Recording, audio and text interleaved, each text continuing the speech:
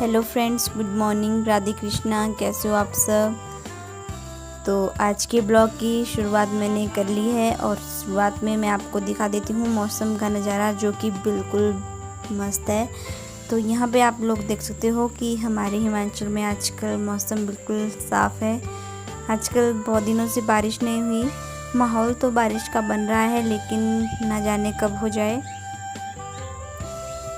तो चलो मैं आज आपको अपने घर का कुछ नज़ारा दिखा देती हूँ कि हमारे घर में क्या क्या साग सब्जियाँ लगी है। गांव वाले घर में तो बहुत सारे साग सब्जियाँ लगी हुई है, लेकिन जो हमारा ऊपर वाला घर है तो वहाँ पे देख लीजिए एक बहुत ही अच्छी सब्जी लगी हुई है। तो ये पहले बेलें जो हैं ग्रिल्स के साथ लिपट गई थी बहुत ज़्यादा, तो अब ये भी अपनी सब्जी देना शुरू कर गए हैं। तो आइए मैं आपको यहाँ पे दिखा दूँ। तो बहुत सारे लोगों ने पहचान लिया होगा कि ये है लौंगू। तो लौंगू की सब्जी भी बहुत ज़्यादा टेस्टी होती है। तो ये हमारे ग्रिल्स के साथ देख लीजिए बिल्कुल लिपटी हुई है और फूल वगैरह इसमें पड़ गया है और बहुत से लौंगू भी लग गए हैं। तो कई लोग इसको लौंगू भी कहते हैं, कई लौंगरू भी कहते हैं। तो इसके परांठे और सब्ज़ी बहुत ही ज़्यादा टेस्टी बनती है और सेहत के लिए भी बहुत ज़्यादा लाभदायक होती है। तो ये देखने में कुछ इस तरह के होते हैं। तो यहाँ पे मैं आपको दिखा देती हूँ। तो ये देख लीजिए, अभी तो आपको छोटा सा दिखाई दे रहा है, लेकिन ये बहुत बड़ा हो जाता है बाद में।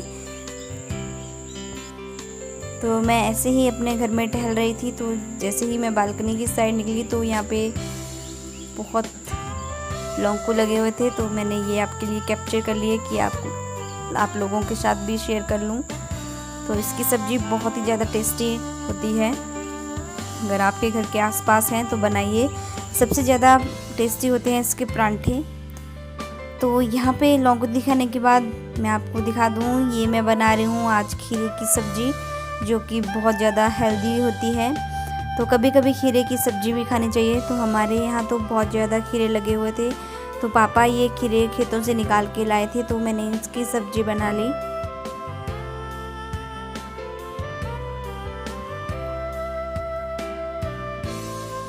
तो ये सब्ज़ी बहुत अच्छी होती है सेहत के लिए, आप अपने घरों में ज़रूर बनाइए। तो ये तो सुबह नाश्ते में बनाई हुई थी और नाश्ता करने के बाद हम लोग थोड़ी देर खेतों में चले गए थे।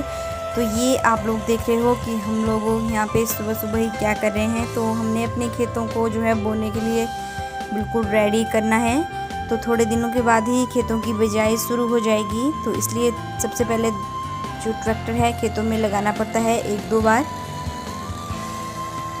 तभी जो ये खेतों की मिट्टी है नरम होती है और फसल भी अच्छी देती है। तो यहाँ पे मैं, पापा जी और पतिदेव गए हुए थे सुबह। तो ये आप देख सकते हो, एक खेत पापा जी ने यहाँ पे बीजा हुआ है, लेकिन अभी इसमें बीज नहीं लगाया हुआ है, सिर्फ ट्रैक्टर ही लगाया हुआ है, क्योंकि मिट्टी इसकी नरम करनी है बिल्कुल।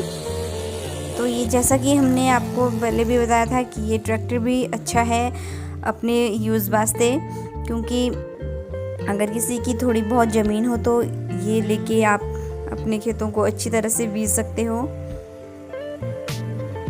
तो इसको कोई भी आसानी से चला सकता है, ये ज़्यादा हैवी नहीं होता, बस चलाना आना चाहिए। बिल्कुल आसान होता है ये, ना जोर इसमें लगता है ना कुछ।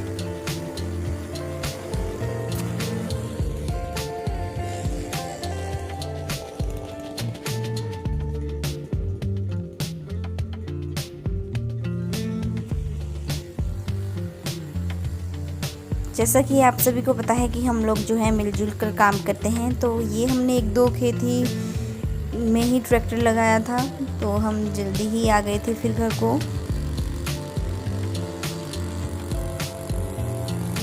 तो इस तरह से आप देख सकते हो नीचे मिट्टी अच्छी बन गई है, और इसमें हम जब हमने बीज लगाना है तो एक बार फिर से ट्रैक्टर लगाएंगे और ये हो जाएगी बिल्कुल रेडी।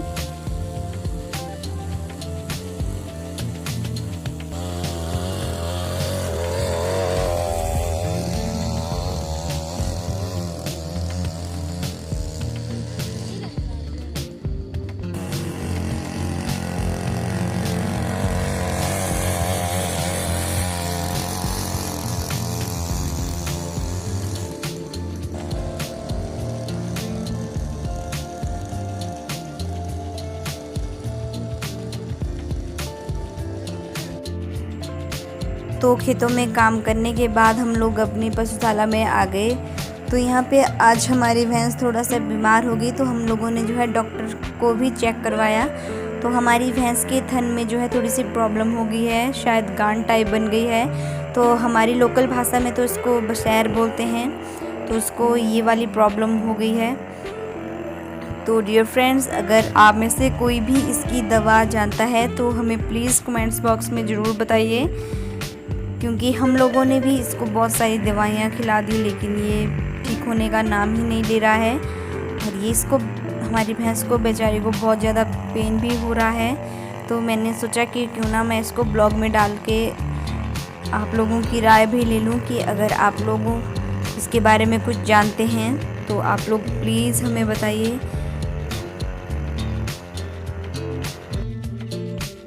तो ये है हमारी भैंस, आप लोग देख सकते हो इसका थन जो है बिल्कुल मोटा जैसा हो गया है। और ये है डॉक्टर जो कि हमने लाया हुआ था। तो इसको इंजेक्शन वगैरह भी लगाया, लेकिन फिर भी हम लोग थोड़े से टेंशन में हैं कि इसको कुछ और ना हो जाए। तो ये देख सकते हो आप, तो इस तरह का हो गया है।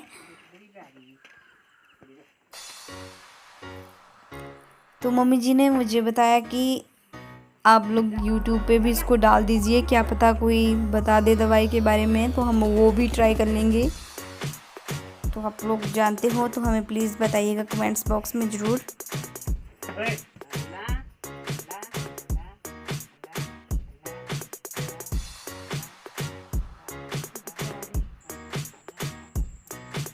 पशुओं को भी दर्द होता है, सिर्फ इनके मुंह में ज़बान नहीं होती है, लेकिन ये भी सब कुछ फील करते हैं। तो बहुत सहम सी गई थी हमारी भैंस, और ये इंजेक्शन से भी थोड़ा सा डर रही थी। तो मुझे तो इसकी बहुत ज़्यादा दया आ रही थी कि बेचारी बीमार हो गई है और इसको पेन भी बहुत ज़्यादा है, और ऊपर से ये इंजेक्शन। तो जानवर भी किसी से कम नहीं होते, ये बेचारे भी, अगर ये ना होते तो हम दूध वगैरह कहाँ से लेते। तो इनकी देखभाल बहुत ज़रूरी है, और करनी भी चाहिए इनकी देखभाल।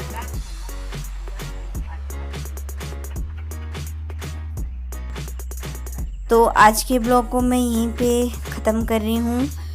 और आज का ब्लॉग मैंने सिर्फ इसीलिए ज़्यादा डाला हुआ है अपनी भैंस के बारे में, कि आप लोग कब जानते हो इसकी दवा तो आप लोग प्लीज़ हमें बता दीजिएगा। तो कल मैं कुछ आपके लिए नया लेके आऊँगी, और नया लाने की कोशिश भी करूँगी। बहुत सारे सब्सक्राइबर शायद नाराज़ हो गए हैं, वो हमारे वीडियोस को ज़्यादा पसंद नहीं करते, लेकिन ऐसा कुछ नहीं है। अगर आप लोगों को कुछ और मटेरियल चाहिए तो आप लोग कमेंट्स बॉक्स में ज़रूर बताइएगा, हम वो भी लाने की ज़रूर ट्राई करेंगे। तो डियर फ्रेंड्स, मिलेंगे अब कल, तब तक के लिए आप अपना ख्याल रखिएगा। और एक बार मैं आपको फिर से कह दूं कि अगर आपके पास ऐसी कोई दवाई है या जानते हो आप, तो हमें प्लीज़ बताइएगा कमेंट्स बॉक्स में। तब तक के लिए बाय बाय।